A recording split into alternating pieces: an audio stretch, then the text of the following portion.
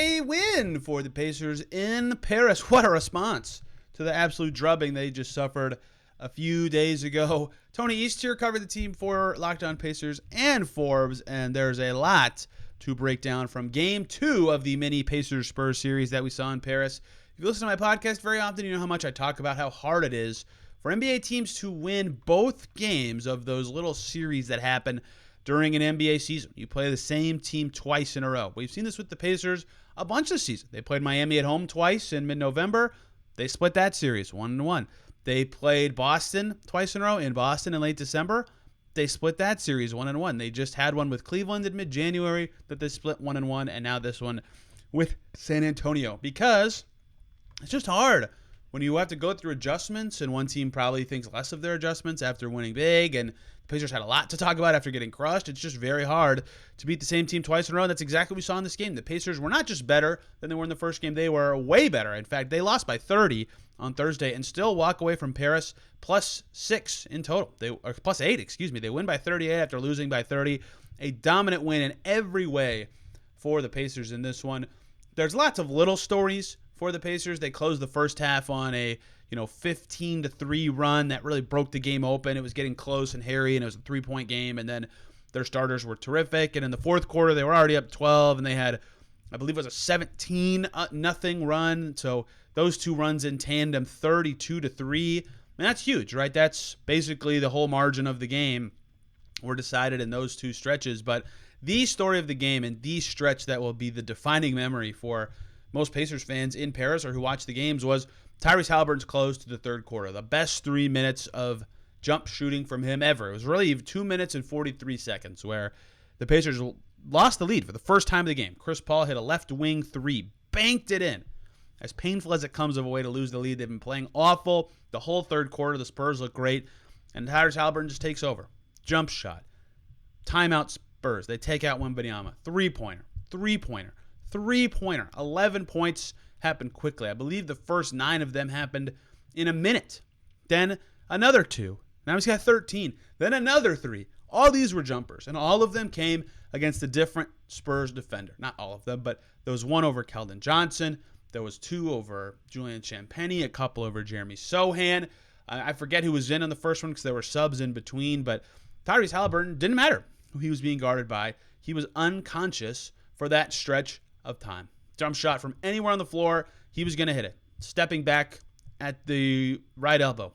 Deep 3 on the right side. Top of the key. Left wing on a switch. He banked in 1 to even Chris Paul's banked in 3. An incredible stretch from Haliburton, who would not let the whole Paris trip be about how Wembanyama was the star. He was the best player in this game. In fact, Wembanyama wasn't even the Spurs' top scorer. Shout out to Harrison Barnes for an awesome game. But Haliburton leads everybody with 28 in this one. He didn't even play your typical Tyrese Haliburton game. Only 4 assists. He had a turnover, which for him is sometimes rare.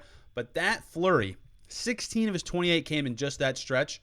Earlier in that quarter, he had a running dunk. So he had 18 points in the third quarter of the Pacers' 33. He had over half the Pacers' points in just that quarter, and he had all but 10 of his own points in just that stretch to finish the quarter. It all happened in 2 minutes and 43 seconds, and his run was stopped by Pascal Siakam hitting a wide-open corner 3 late in the quarter. That 3 put the Pacers up 15, which feels like a random number, but the Pacers were up 15 at halftime, and then up 15 after that shot, which means to that point, the second half had been a wash, despite the Spurs being the way better team for 9 of the 11 and a half minutes that have been played so far. But Haliburton just stole their souls, and that was the game.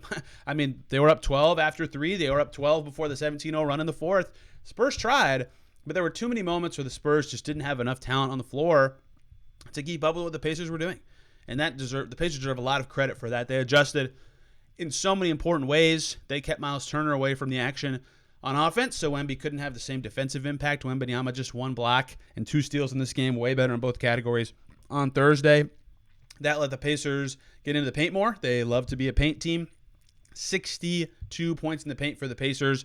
The Spurs had 66, I believe, 64 in the first game, only 46 in this one. A huge flip there from the Pacers in both ways. And then Turner's defense on Wembanyama, chasing him as a trailer, fighting him inside, doing his best to step up and block shots from others while also stopping the lob. 3 blocks where Turner led everybody in this game was just terrific. The only stretch of Wemby time that really hurt the Pacers was that third quarter stretch that helped the Spurs take the lead. They put Wembanyama on Siakam, blew up everything the Pacers were trying to do. They couldn't get into flow. They couldn't score. They couldn't hit shots. But once they figured out the rotation change, which was bring in Obi Toppin and have Siakam cook to close the quarter, they really put the game away. So really, really solid adjustment work from the Pacers, both between games and in game in this one, to find a way to have the solutions, to have consistent offense. They were much better on defense. A lot of that starts with Turner, who will be unheralded for his 14-point game where he was only plus 12, but he played great. And a lot of it goes to Halliburton. Pacers were just way better in this one, though. Siakam was great as well. 23 points for Pascal Siakam, 9 twos, a steady diet of just drilling jumpers in the Spurs' face. And he was solid in the first game. He was over 20 points in that one as well. But this one just shows that when he's hitting the glass like that, 6 offensive rebounds. He was the only one other Pacer had more than one. It was Ben Shepherd. But Siakam had 6 of them. No Spur had more than 4 from Stephon Castle. Most players in this game had 2 or 1. 6 for Siakam for his double-double. He was really good on both ends. Spurs just have to live with Harrison Barnes on him. At times, they don't have a lot of size or girth with their forwards otherwise, and Siakam did well to take care of business in that matchup. Andrew Nembhard was the unsung hero for the Pacers. Really, they had 2 of them. 15 points for Nembhard, 8 rebounds, 9 assists, 3 steals, no turnovers. He was tremendous. Pacers crushed in his minutes, plus 25. His defense on Devin Vassell was incredible. Vassell struggled in this game. He only hit 2 shots, had 6 points after a hot game, the first one in Paris. The other unsung hero for the Pacers was Thomas Bryant. Turner, very tired. He has a lot of work to do against Wembanyama. When he comes out, they need energy at the 5. Thomas Bryant gave them all that. 4 for 6 for Thomas Bryant. 3 boards, 3 steals, ran hard in transition, tough plays, 10 points. Plus 26 for him was a team high for the Pacers. And that's the other thing that got the Pacers this win. They actually lost the minutes with Wembanyama on the bench on Thursday. And this one, they dominated those minutes. Wembanyama was minus 13. Pacers deserve credit for winning those minutes, but the non-Wemby minutes, the Spurs were minus 25. And those only happened over 12 minutes and 24 seconds, and they were minus 25.